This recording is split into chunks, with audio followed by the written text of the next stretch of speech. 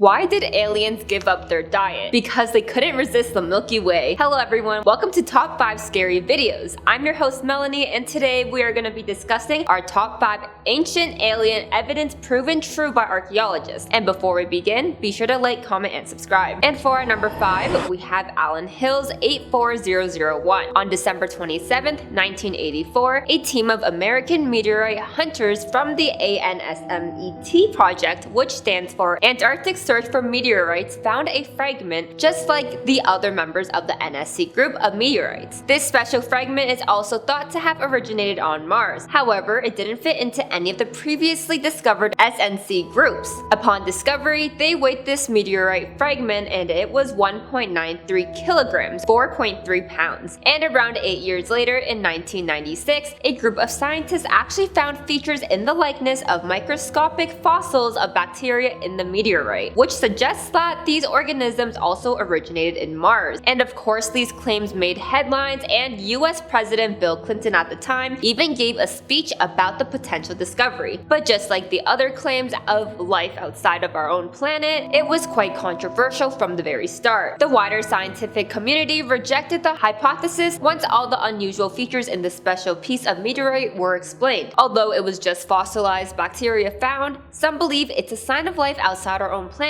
whereas others believe this isn't proof of aliens at all. And this wasn't the only time they found fossil evidence, because on March 4th, 2011, NASA scientist Richard Hoover published a paper claiming to have found fossil evidence of cyanobacteria in carbonaceous meteorites. He actually observed slices of meteorites by scanning electron microscopes and identified filaments and structures that resembled the tiny single-celled algae. Some scientists were immediately skeptical because the study was published by a questionable journal, which was Cosmology. Other researchers believe the study was conducted thoroughly, but it was too soon to say for sure if the claim would hold up or not. Plus, in 1996, a team of science led by David McKay of NASA's Johnson Space Flight Center announced they had discovered evidence for microscopic fossil life in a meteorite from Mars. So maybe next time a meteor flies into our planet, start examining it for signs of life. And for number 4, we have Anaxagoras Arc. In ancient Greece, there was a philosopher who was known as Anaxagoras, and he provided scientific explanations for what seemed like supernatural phenomena like eclipses, rainbows, and even suggested that the moon is not a god but rather a rock and the sun was a hot rock. And because of these claims, he was sentenced to the end of his life. Those weren't his only claims, because he also considered the possibility that the moon might actually be inhabited, which was very controversial and contradicted the dominant view of cosmos that was outlined by Plato and Aristotle. Plato refused to acknowledge the existence of worlds other than our own, and Aristotle rejected it because it didn't work with his understanding of gravity, which was that Earth was the one and only center of the universe. Although Anaxagoras' theories about the sun and moon were right, he did incorrectly believe that the Earth was flat, but still was the first to correctly explain the phenomenon of an eclipse. According to Greek mythology, the moon was personified as a goddess Selene, who visited the Earth according to the lunar cycle. But this view was contradicted by Anaxagoras' theory that the moon was rocky and physical body that was possibly inhabited by aliens. Although the philosopher lived between 500 BC and 428 BC, he is actually recognized as a brilliant scientist and philosopher by modern standards, but back in his time it was quite the opposite, as his close friend, who was also the infamous Greek politician General Pericles, testified to defend him at his trial, but it wasn't enough to save him. And that wasn't the only occurrence from the times before us that indicates life outside our own planet,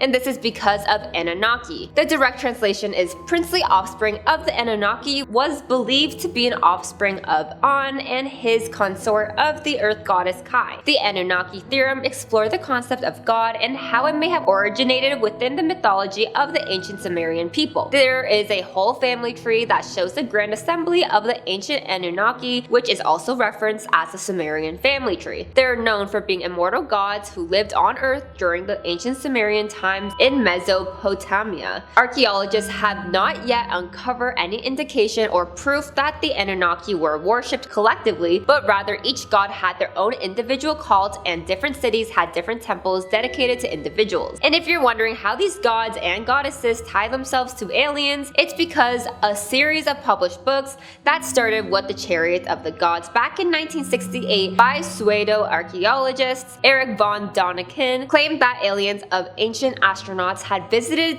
prehistoric Earth. He utilized the origins of religion and reactions to contact with the alien race and even offers interpretations of Sumerian texts and the Old Testament as evidence. And in 1976, another book titled The 12th Planet had the author Zecharia Sitchin claiming that the Anunnaki were actually advanced humanoid extraterrestrial species that were from the undiscovered planet of Nibiru, who came to Earth around 500,000 years ago and began mining our planet after discovering Earth had a lot of precious metals like gold. Others like Ronald H. Fritz wrote how, according to Sitchin, the Anunnaki built the pyramids and other structures across the ancient world that ancient astronaut theorists believe it was possible to build without highly advanced technology. But structures like the pyramid have been a heavy topic. Ultimately, archaeologists believe it was indeed built by humans. And for number 3, we have Sego Canyon or Barrier Canyon. There are thousands of rock art in the southwest, but the oldest ones are from the Barrier Canyon pictographs found throughout the Colorado Plateau. They're often spotted along rivers, especially the Green and Colorado rivers, with some believed to be painted around 9,000 years ago. And many of them are at least 5,000 years old, which range anywhere from 5-inch animal figures to some interesting shapes. Some include a 8-foot human tall-like structure with no arms or legs and even have big alien-like eyes. Of all the human-like figures, only 20 to 25% of them actually had eyes, and most had no ears or noses or any way to distinguish their genders. The color of the paint is often dark blood red, which is believed to be made by combining blood, clay, and even possibly urine as a binder. These paintings were so odd that they even featured on the History's channel, Ancient Aliens, where Giorgio Tsoukalos shared how the ancient natives must have created this rock art to commemorate a visit from the extraterrestrials. Some of the figures painted even have antennas or headdresses, and most just have hollowed out eyes. Unfortunately, many areas have been heavily vandalized, which makes some of the art hard to see, but regardless, the pigment is still there to at least give you the ability to see the main shape of it. Some believe these are for sure aliens, whereas others believe they could be hallucinations. Regardless, are definitely very interesting and unique, and definitely piques our curiosity of what inspired these figures to be drawn. Other paintings have been believed to resemble UFOs, like the painting of the Baptisms Church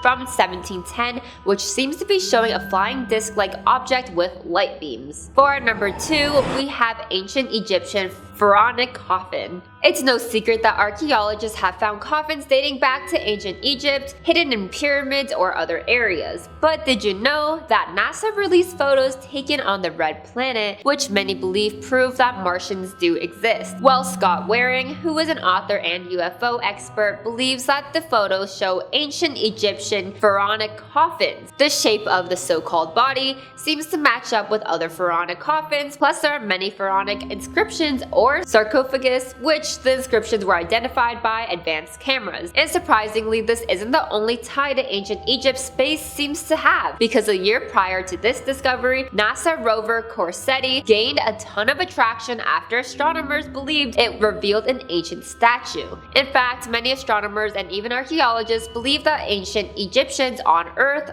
or pharaohs actually came from Mars. Apparently, others spot carvings that resemble faces and even unfinished statues, which some believe it is what the Martians left behind. Waring describes the faces and differences between what we perceive as human figures compared to the carvings, which appear to also have an eye, nose, and chin, but very extended forehead, which Waring believes could mean it occupied a more advanced brain. Although many believe this is way too weird to just be a coincidence, none of this is backed up by scientific proof, but that doesn't stop archaeologists and the public in general to think otherwise. And for our number 1 spot, we have the NASA Viking lander. Back in 1976, NASA's 2 Viking landers touched the surface of Mars, and the probes conducted a host of biological experiments, which even included collecting samples of Martian soil to test for organic compounds. But what's so special about organic compounds? Well, it is the building block of life, and being able to detect biosignatures could allude to the presence of microorganisms. In In other words, at least some form of life. However, the results were deemed ambiguous, but they really did find evidence of current microbial life in the Martian soil. And this wasn't the only time life was once seemingly on Mars, because a team of scientists at Penn State analyzed Curiosity rover data and found that Mars could have actually had more flowing water or rivers than once believed, and if there is water, there is life. In a study published by Geophysical Research Letters, the researchers determined that many craters covering Mars could have actually been habitable rivers. Benjamin Cardenas, who is a Penn State geosciences professor, stated Mars could have had far more rivers than previously believed, which certainly paints a more optimistic view of ancient life on Mars. And he also added, it offers a vision of Mars